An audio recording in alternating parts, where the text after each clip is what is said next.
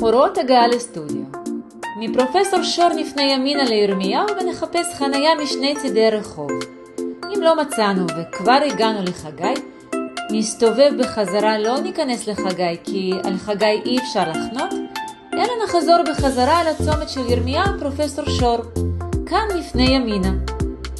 נתקדם ונעבור מצד ימין את פינת הליטוף, ומיד אחרי פינת ליטוף נגיע לצומת, שממנה יש אפשרות או לפנות שמאלה אל חניון אפר, או לפנות ימינה אל שביל הגישה, שכאן יש חנייה בשפע.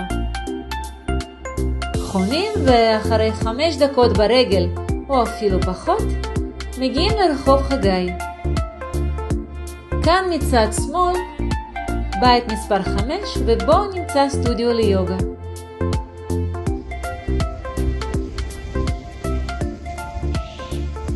ברוכים הבאים לסטודיו.